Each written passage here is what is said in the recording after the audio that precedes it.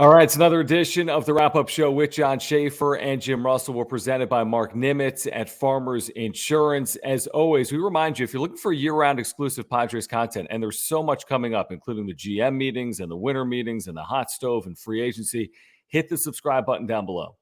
So hit that subscribe button. You see Jim right now. Hit that button. Also hit the notification bell. You'll be notified every time we post new videos. Like these videos, follow us on Twitter as well, at John Schaefer, at Jim Russell SD. Before we tell you about the slugger that's going to be posted this offseason out of Japan, could the Padres have interest in Seiya Suzuki? Let's tell you about our title sponsor, Mark Nimitz, over at Farmers Insurance. Because if you are shopping for auto, home, or life, there's only one place to turn. It's to a San Diegan, Mark Nimitz at Farmers Insurance. He's got a decade plus of experience helping people like us find the perfect insurance products. And what separates Mark from the competition, his customer service and his communication. If you have any insurance needs and you're a supporter of this channel, we ask you to click the link down below. You'll get to Mark's website, and he can help you and your family with your insurance needs. If you want to reach out to him, if you're wondering how do I get a hold of him, all his information is above my head right here. Phone number and his email address, mnimitz@farmersagent.com. That's mnimitz@farmersagent.com. So let's talk about Seiya Suzuki, who is an absolute star that's going to be posted out of the Nippon Professional Baseball League, the top league in the world other than Major League Baseball. He'll be posted this offseason. Now, he's only 27 years of age. He has completely burst onto the scene the last 3 or 4 years. He's right in the midst of his prime. He's a candidate to hit 40 home runs. I mean, he's coming off a season in which he hit 38 home runs. He's a 7+ WAR player.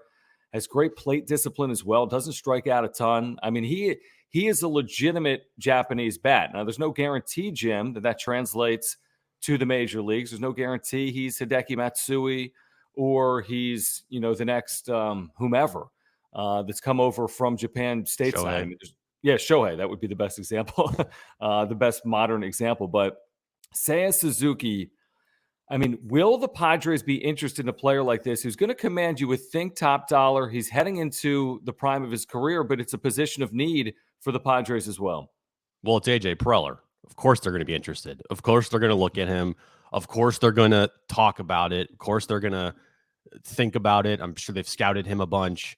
Like, we know AJ Preller and his love for international players. So we also know he went super hard after Shohei last time that a Japanese superstar was posted.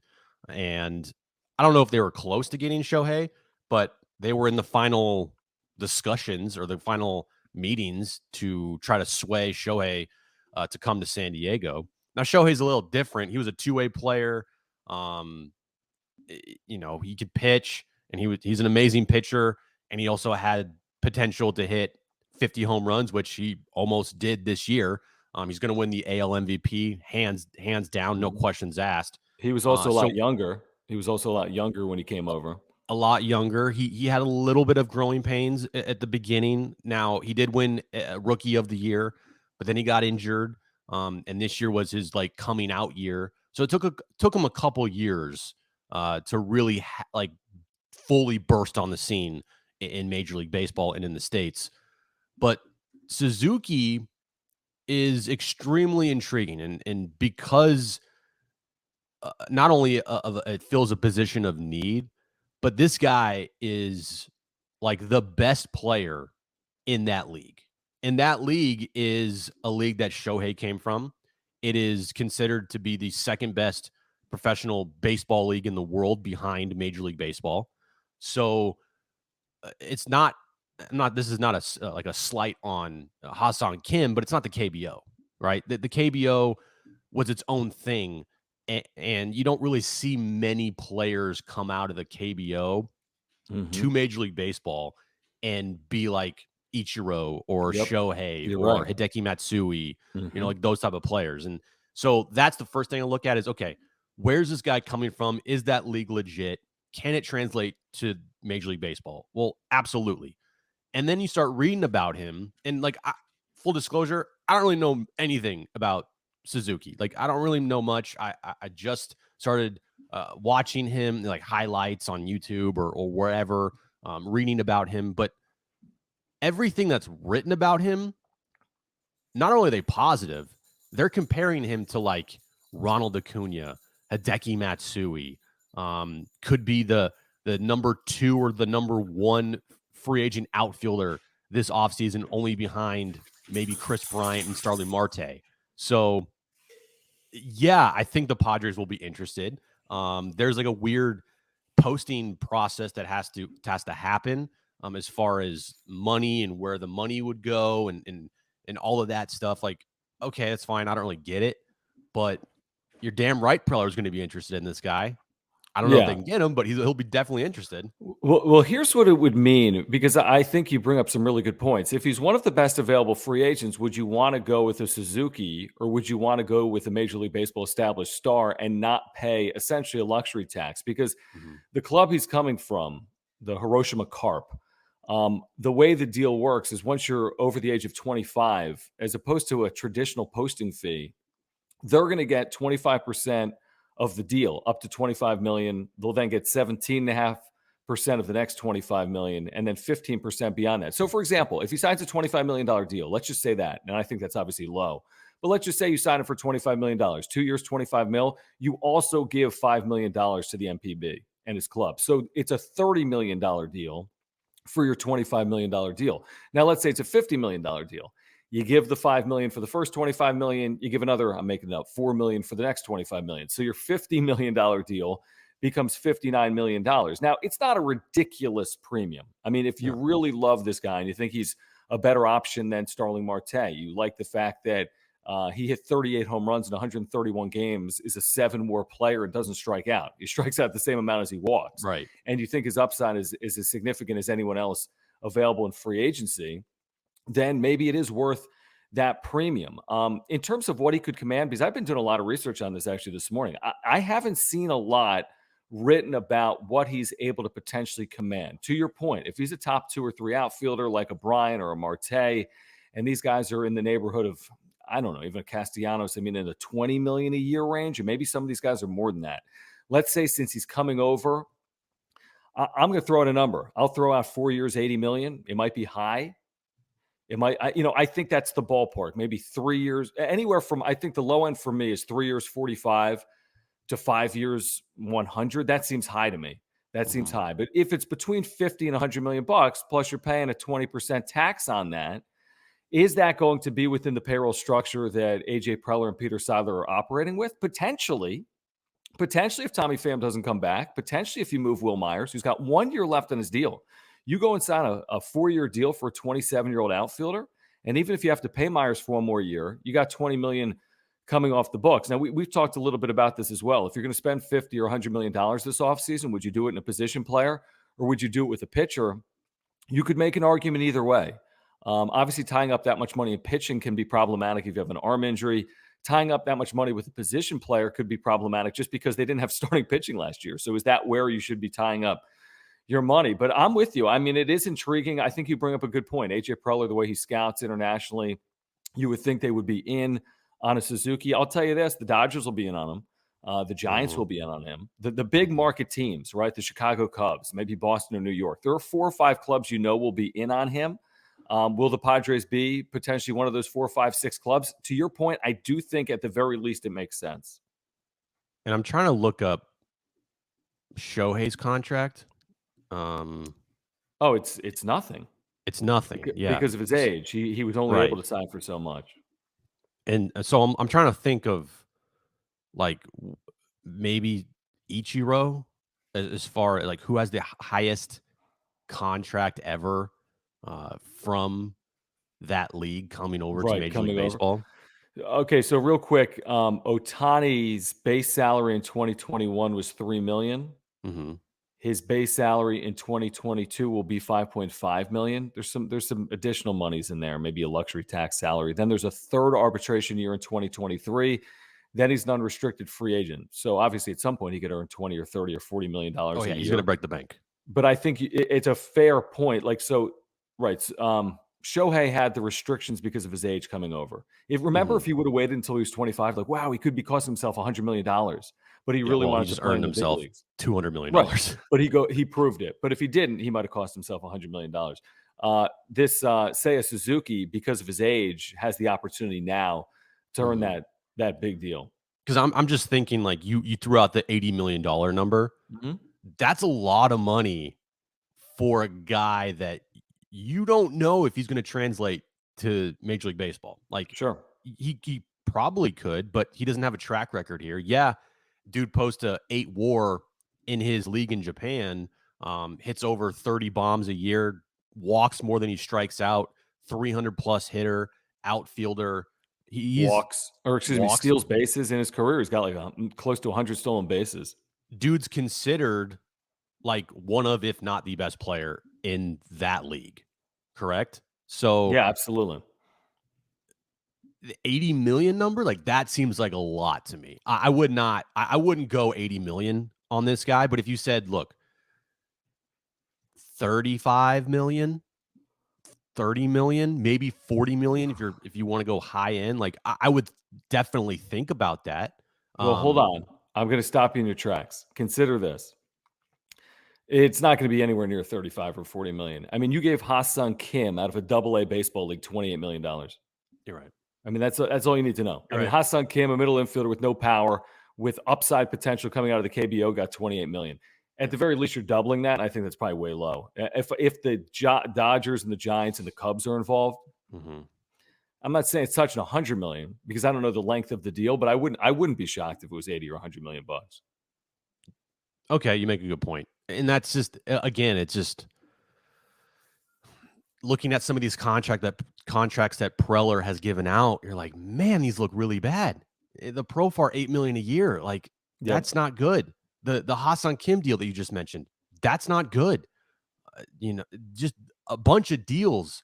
You look up down this roster and you're like, that's a bad contract. That's a bad contract. That's a bad contract. And it kind of, puts the handcuffs on Preller and this organization to go out and get a guy like Seiya Suzuki, or get a guy like Starling Marte, or,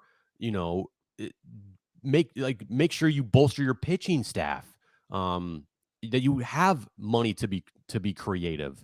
Now it's like, what it feels like is they don't have the resources to go out and spend not big money, but money on like a Suzuki that isn't going to cost, is not going to be a $300 million contract or a $200 million contract, but still it's going to be the closer to 100. And I don't feel like they can go that high for anybody.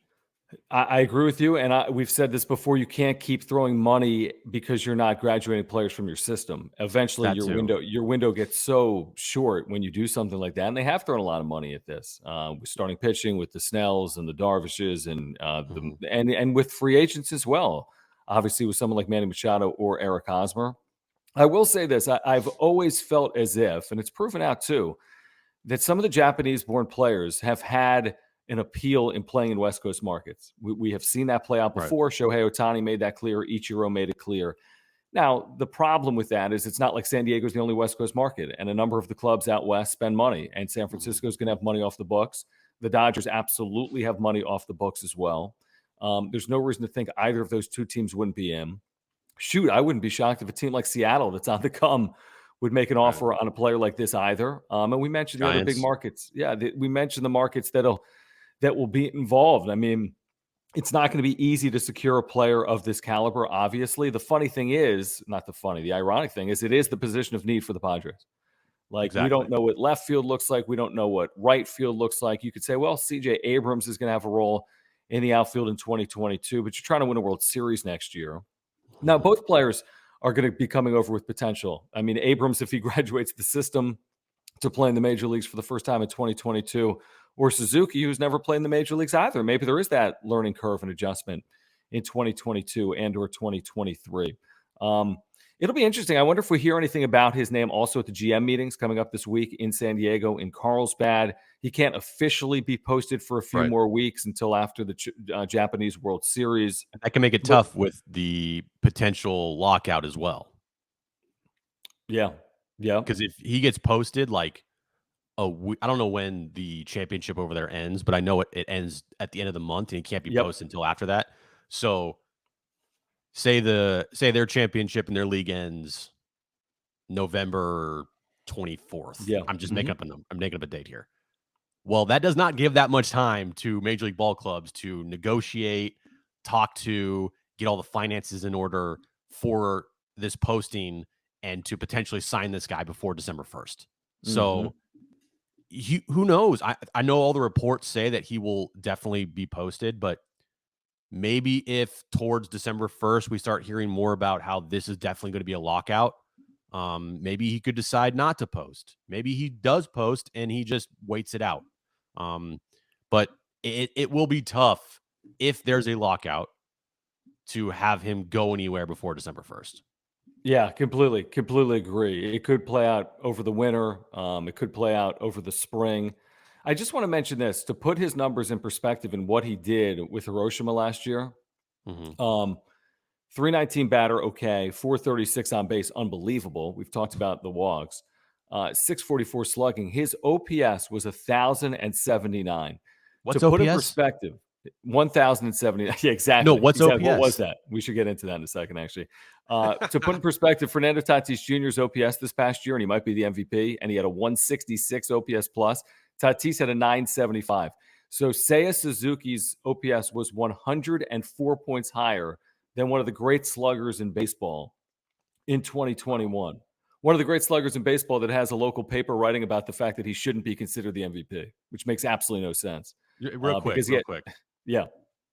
For the writer that decided to write this hit piece on Tatis, could you please explain to everybody what OPS means? Yeah, it's about the simplest statistic in the world. You combine the on-base percentage of a player with the slugging percentage of a player. It's seen as the modern baseball metric that is as important as most. I mean, you can get into deeper analytics, obviously, but it's a very important modern analytical tool for baseball. How often do you get on base? How much power do you hit for every single time you're in the batter's box? That's OPS. And wow. Yeah, I mean, there was the article, and for people that aren't aware of what we're referring to, don't read it, by the way, because it's not a good article. Yeah, don't give it a click. But the article in the local paper basically saying that Fernando Tatis didn't earn the 2021 National League MVP. If anything, shouldn't the paper here locally be the one advocating for him to be MVP, because they realize when he went through this past year, which is getting himself back in the field time and time again because of a shoulder injury. And oh, by the way, switching positions and doing it at the major league level without having ever played in the minor leagues and not skipping a beat. So it's his fault the team went 79 and 83. The award is for the best player in the National League. Mike Trout won MVPs on teams that won 70 games. So it's Fernando Tatis Jr.'s fault they went 79 and 83. No, if it's not for Fernando Tatis Jr., I don't know if the team finishes outside of the cellar this past year.